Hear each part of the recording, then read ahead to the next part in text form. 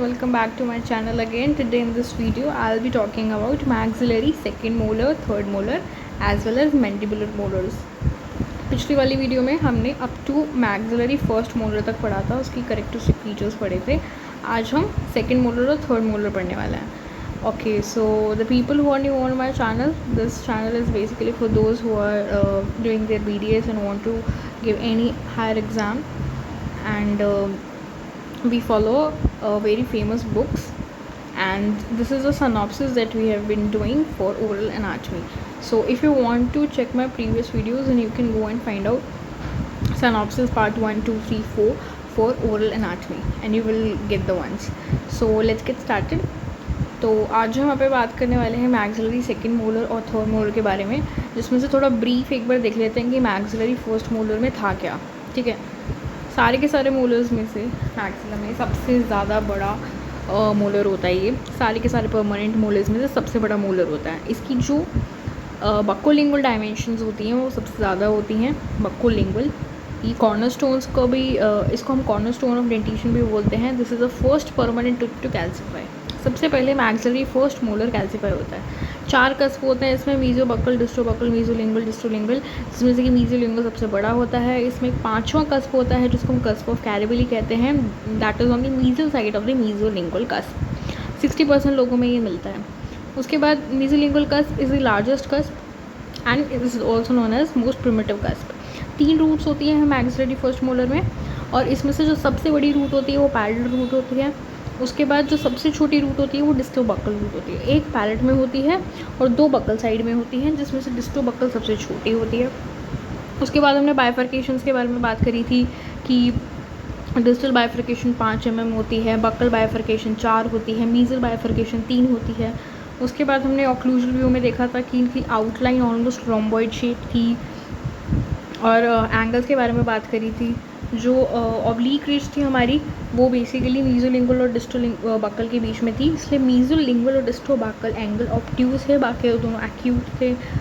ठीक है, उसके बाद हमने बात करी थी एच शेप कस्प इसमें बना हुआ था, और इसमें जो डिस्टोलिंगुअल कस्प होता है वो धीरे धीरे सेकेंड और थर्ड मोलर्स में छोटा हो जाता है. ठीक है, ये सारी बातें करी थी हमने.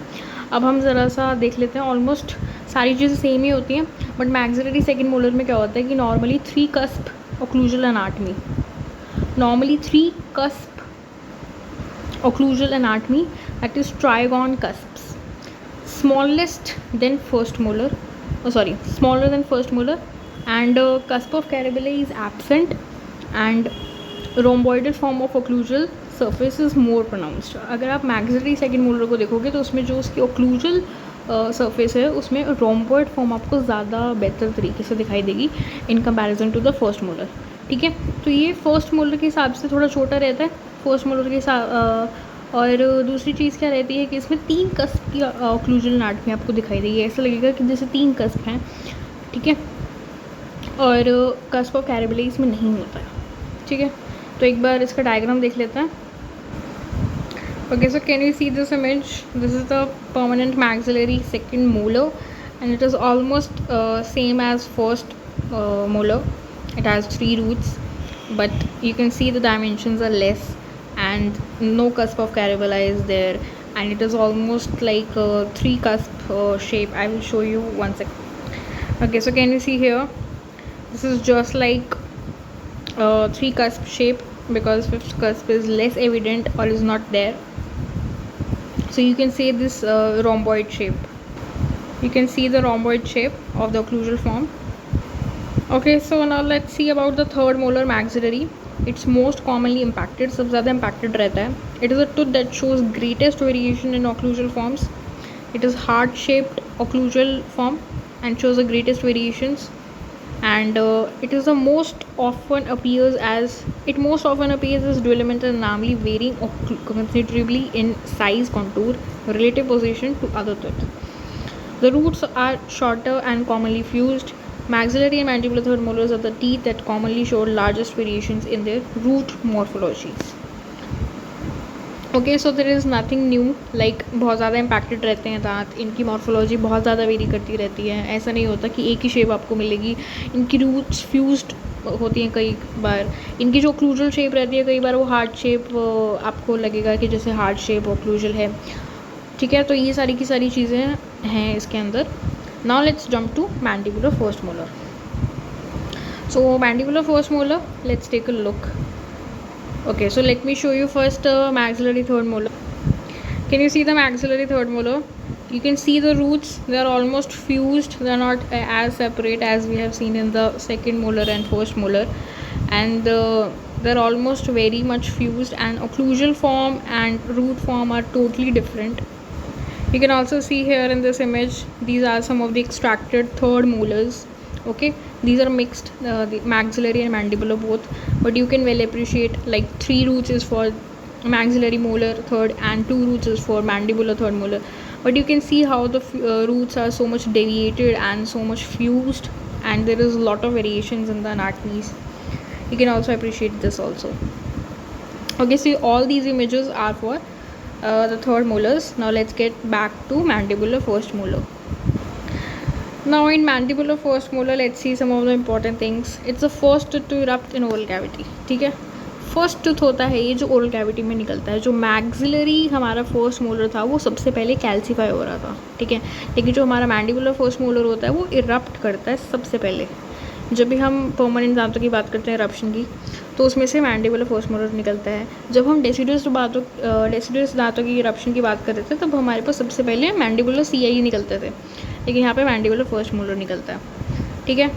उसके बाद दूसरी चीज़ क्या है, it shows greatest mesiodistal diameter of all the teeth. सारे के सारे दांतों में से मीजोडिस्टल डायमीटर आपको पता होगा, जो हमारी मीजल और डिस्टल साइड के बीच में जो डायमेंशन है वो सबसे ज़्यादा रहती है इसमें सारे के सारे दांतों में से।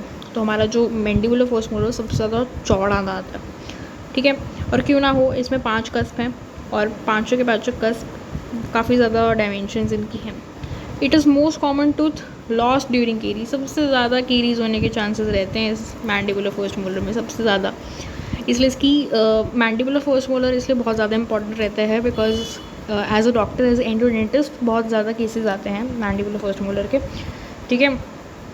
उसके बाद it is the only permanent that stage with deciduous dentition for longer periods.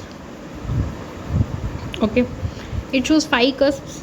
Okay, आपको पता होना चाहिए एक जो नया एडिशन होता है इसमें वो डिस्टल कस्प का होता है, ठीक है, ये चीज़ पता होनी चाहिए।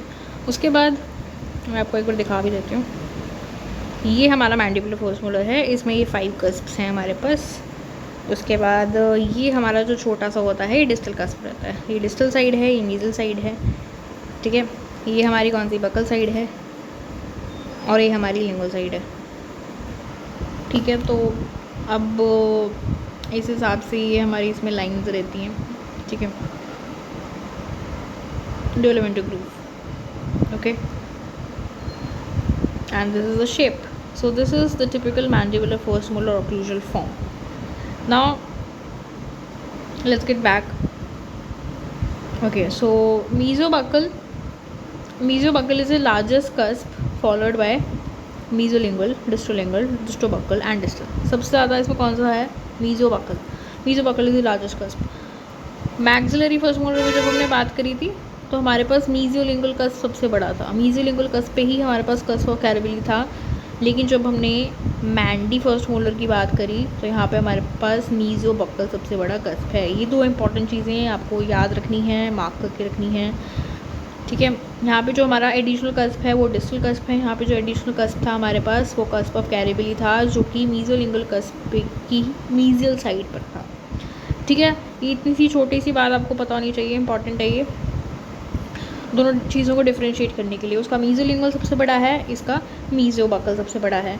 एक और डिफरेंस आपको पता होना चाहिए कि मैक्सिलरी फर्स्ट मोलर की बक्कल लिंगुअल डायमेंशन सबसे ज़्यादा थी, लेकिन मैंडिबुलर फर्स्ट मोलर में मीजियल और डिस्टल डायमेंशन सबसे ज़्यादा है, ठीक है। 2 इंपॉर्टेंट चीज़ें हैं। एक और जो इंपॉर्टेंट चीज़ है कि हमारा मैंडिबुलर जो फर्स्ट मोलर है वो सबसे पहले first one two erupt in the oral cavity in permanent dentition, लेकिन मैक्सिला फर्स्ट मोलर में ऐसा कुछ नहीं है, ठीक है। This is the first one two calcify, it's not the first one two erupt but it's the first one two calcify. तो ये 2 इंपॉर्टेंट डिफरेंसेस आपको पता होनी चाहिए इन दोनों के बीच में, ठीक है। Okay, so Mesolingual cusp joins distobuccal cusp along with the floor of the central fossa. This is called as Dryopithecus pattern. Okay. Okay, so you can see here 90% of the cases mesolingual and the distobuccal are joined across the floor of the central fossa. This feature and the 5 cusp pattern is Dryopithecus pattern. Dryopithecus pattern sometimes referred to as Y5 due to Y-shaped tissue pattern with 5 cusps.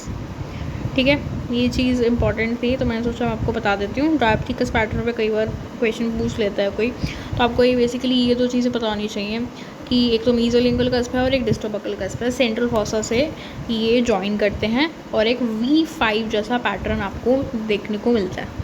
ठीक है, तो अगर आप ये occlusal देख रहे हो और ये बक्कल है, ठीक है, this is the buccal and this is the lingual thing, so it is saying mesolingual.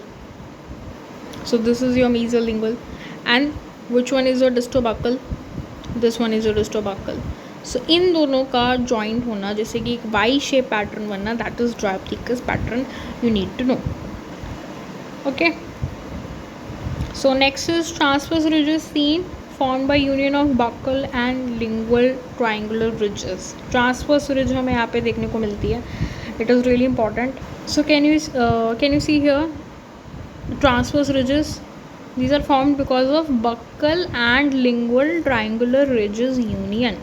ठीक है, buccal साइड पे जो हमारे पास triangular ridge थी और जो lingual साइड पे हमारे पास triangular ridge थी वो आपस में join हो गई, तो उनसे transverse ridge का formation हुआ. This is a feature important for mandibular right first molar, mandibular first molar. Okay, ठीक है, तो ये चीज़ भी हमारी हो गई. उसके बाद it is commonly involve tooth with furcation involvement. सबसे ज़्यादा फर्केशन इन्वॉल्वमेंट इसी दांत में होती है. फर्केशन मतलब 2 रूट के बीच का जो एरिया होता है सबसे ज़्यादा यहाँ पे इन्फेक्शन होने के चांसेस रहते हैं. It is the most amenable tooth for heavy section और बाइकस्पिडेशंस.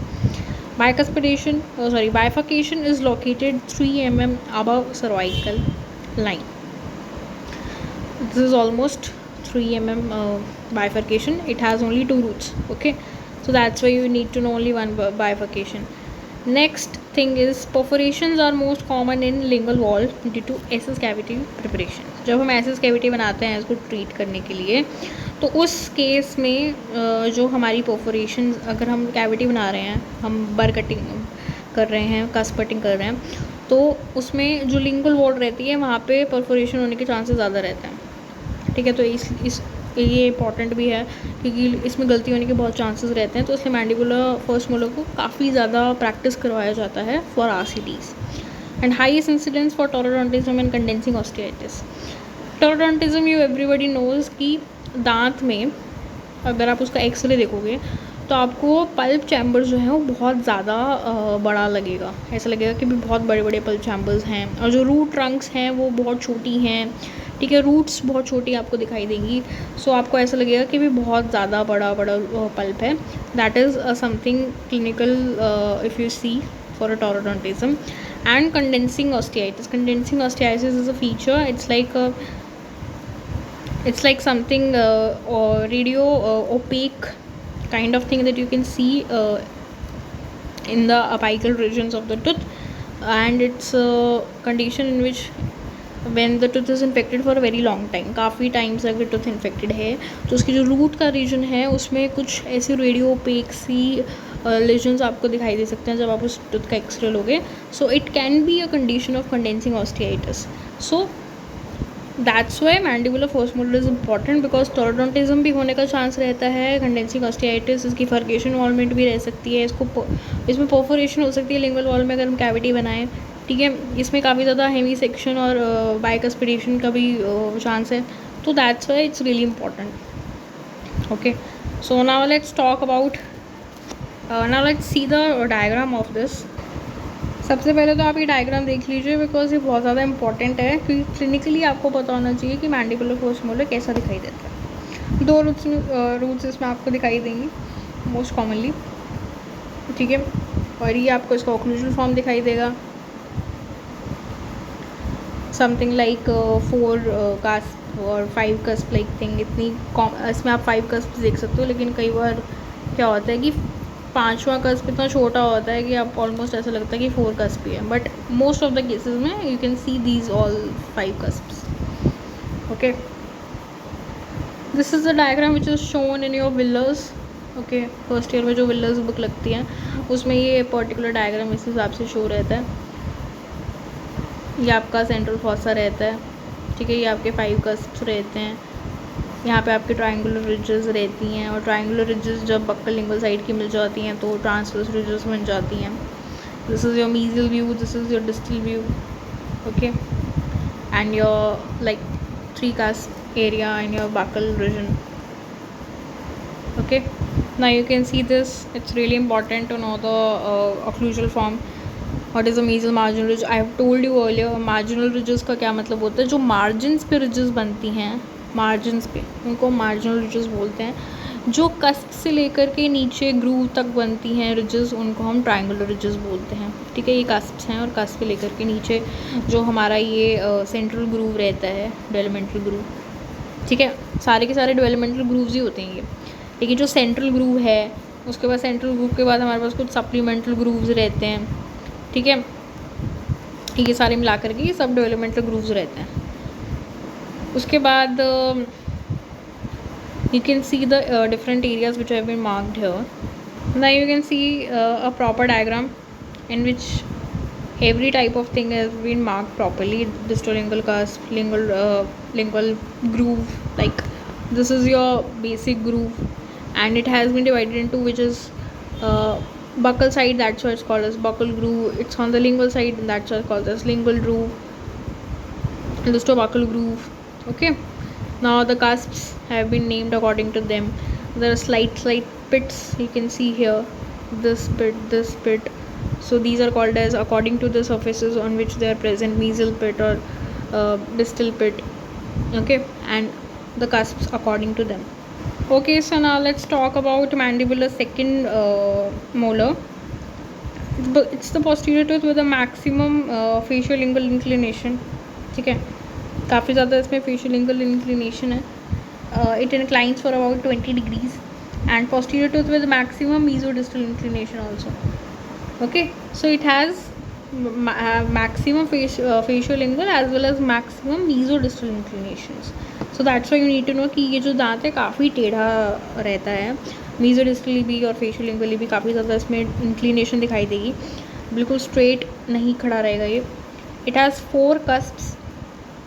सबको पता है कि जो सेकंड मोलर्स होते हैं उनमें 4 कस्प रहते हैं परमानेंट की अगर हम बात करें तो.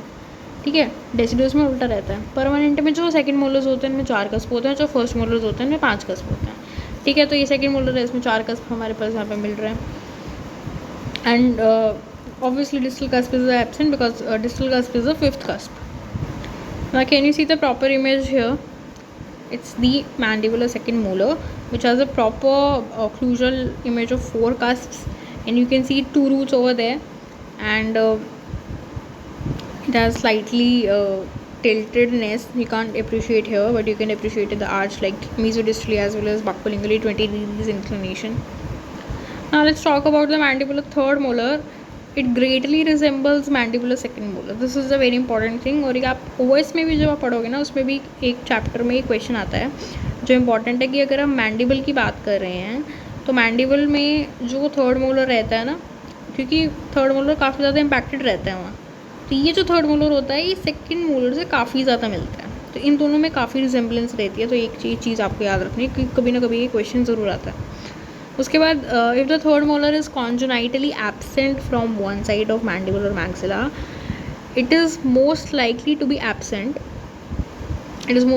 Absent from the other side also. अगर कॉन्जेनाइटली एक साइड का दांत मिसिंग है तो दूसरे साइड का भी मिसिंग होगा. Distal inclination of roots is greater. काफ़ी ज़्यादा रूट्स जो है डिस्टली रहती है इंक्लाइंड. मतलब क्या है इसका, अगर हम ऐसे देखें, if this is a mandible, ठीक है, तो उसमें क्या होता है, जो ये मैंडिबल अगर मान लो ये इम्पैक्टेड होता है, थर्ड मोलर की बात कर रही हूँ मैं, तो इनकी जो रूट्स रहती है ना वो डिस्टली इंक्लाइंड रहती है. मतलब ये हमारी मीजो साइड है, डिस्टल साइड है, तो इनकी रूट्स आपको ऐसे लगेगा कि डिस्टली जा रही हैं. ये इनका फीचर रहता है. और मैंडिबल में ज़्यादा दिखता है, ये मैक्सिला में इतना नहीं दिखता, बट होता दोनों में है। ऊपर भी मैक्सिलरी दांतों में स्लाइट ऐसा लगता है कि भी डिस्टली जा रही है रूट्स। तो ये एक इंपॉर्टेंट चीज़ होती है डिफ्रेंशिएट करने के लिए, क्लिनिकली आपको पता होना चाहिए, ठीक है। उसके बाद there partial eruption may result in periodontal defects and eruption of distal root surfaces, ठीक है। पार्शियल इरप्शन होगी तो पेरिडोंटल डिफेक्ट्स हो सकते हैं, कैलकुलस प्लाग हो सकता है, वहाँ पे खाना जमा हो जाएगा, उसके बाद कीरीज हो जाएंगी, उसके बाद रूट सरफेस में कीरीज होने का चांसेस। कई बार क्या होता है, रूट रिजॉर्प्शन हो जाती है, ठीक है।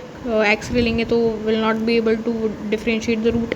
सो mandibular third molars are very problematic, और मोस्ट ऑफ द केसेस में एक्सट्रैक्शन होती है अगर हो जाती है इनकी, because they not be able to fully recovered. So this is all about the dentition process, permanent dentition. सारे के सारे मोलर्स, प्री मोलर्स सब हमने डिस्कस कर लिया। Now we will be discussing some of the miscellaneous features in the next video. So up to this you have to revise all the things that we have done so far, because काफ़ी चीज़ें skip हो जाती हैं, काफ़ी बार बार revise करते रहिए ताकि चीज़ें आपके दिमाग में रहें। और नेक्स्ट वीडियो में मिलते हैं मिसलेनियस फीचर्स के साथ। Late me show you the picture of mandibular third molar also. This is the picture, something that you can appreciate for mandibular third molar. Okay, sometimes root are fused, sometimes they are not fused, sometimes they are fused from the apical end and are not fused from the between, so they will show some thing like this. Sometimes they are fused, not fused, okay, and they are very thin in comparison to rest of the molars. So this is the morphology of mandibular third molar that you can see, because clinically mandibular third molar को differentiate करना ज़रूरी रहता है, ठीक है। This is something more typically that you can see, most of the time fused ही रहती हैं, ठीक है। So this is all about molars and all the things. So will meet in the next video, and if you find it really helpful and if you want me to clear your any doubt, you can just put it in the comment section, and I'll be trying to get my best. Okay, so thanks for watching, and do like, subscribe, and we'll meet in the next video. Thank you, bye bye.